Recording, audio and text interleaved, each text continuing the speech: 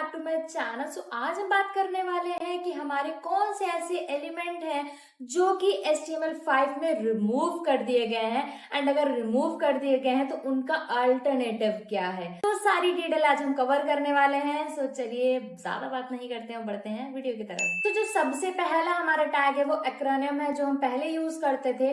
उसका जो अल्टरनेटिव है वो है एब्रिविएशन। सो ये बेसिकली यूज क्यों किया जाता है? ये यूज किया जाता है to provide additional information for any particular term, you can say. मतलब जैसे कोई यहाँ पे वर्ड है, अगर आप उस पर होवर करोगे तो उसका डिटेल दिया होगा। लाइक लेट्स से HTML हमने लिखा है, बट HTML पे आप होवर करोगे तो वहां पे क्या आ जाएगा? Hypertext markup language. वो क्या हो गई? एडिशनल इंफॉर्मेशन हो गई अबाउट दैट HTML।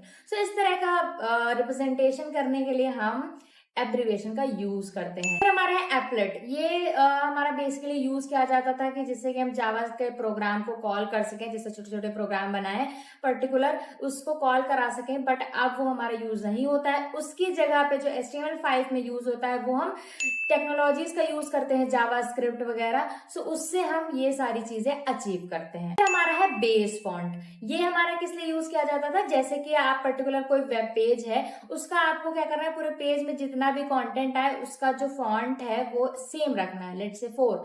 सो क्या होगा? पूरे पेज में जितना भी कंटेंट होगा 4 आएगा।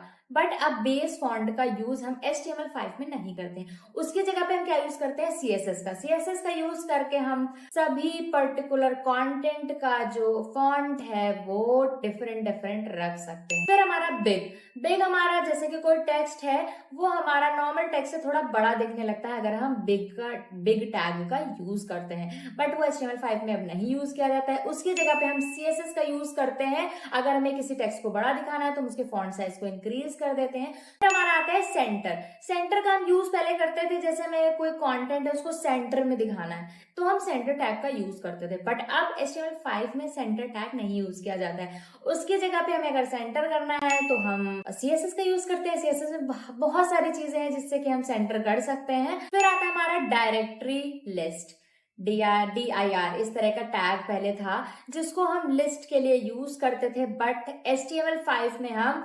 ULLI का यूज करते हैं, ऑर्डर्ड एंड अनऑर्डर्ड लिस्ट का, और उससे हम ये चीज अचीव करते हैं। फिर हमारा है फॉन्ट टैग का हम यूज करते थे so that we can achieve font size, font colour, font family. So इन सारे जितने भी फॉन्ट स्टाइल्स होते हैं उसके लिए हम पहले फॉन्ट टैग का यूज करते थे, बट अब HTML5 में हमारा फॉन्ट टैग नहीं है, उसको रिमूव कर दिया गया है। उसकी जगह पे क्या है? CSS का हम यूज करते हैं जिससे कि हम हर चीज अचीव कर सकते हैं फॉन्ट की।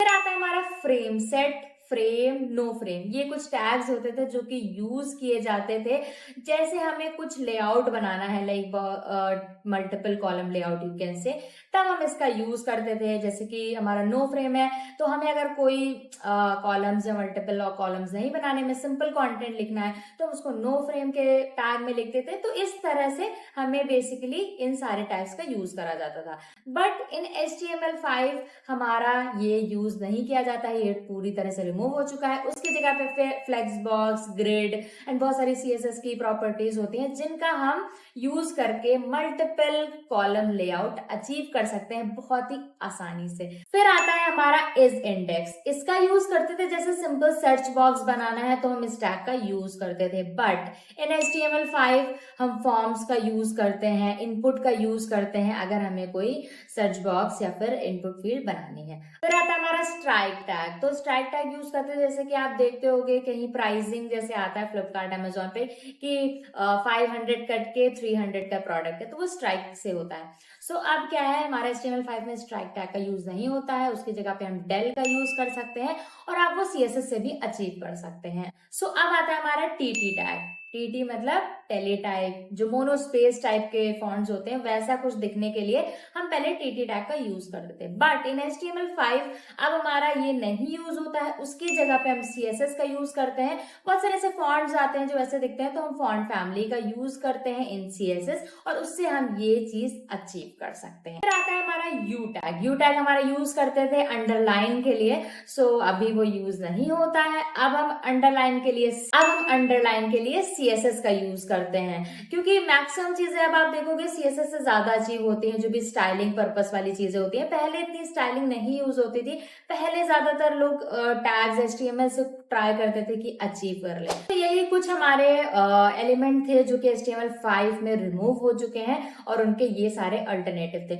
अगर हम बेसिकली बात करें तो जो HTML5 में है वो क्या करते हैं, वो किस चीज को प्रमोट करते हैं कि ज्यादातर अगर आपको डिजाइनिंग करनी है उसके लिए आप ज्यादा से ज्यादा CSS का यूज करें रादर देन HTML का। सो जिससे कि क्या हो, स्ट्रक्चर हमारा क्लीन रहे, और अगर आप CSS से करते हैं तो और ज्यादा एडवांस लेवल पे आप चीजें अचीव कर सकते हैं। आप CSS स्टाइलिंग के लिए प्रेफर करें, ज्यादा से ज्यादा CSS यूज करें, एंड स्ट्रक्चर के लिए बस HTML यूज करें। सो यही था आज की वीडियो में। होपफुली वीडियो काफी इंफॉर्मेटिव लगी होगी। अगर लगी है तो प्यारा सा कमेंट ड्रॉप करें मेरे मोटिवेशन के लिए, एंड मिलते हैं नेक्स्ट वीडियो में। Till then bye bye guys.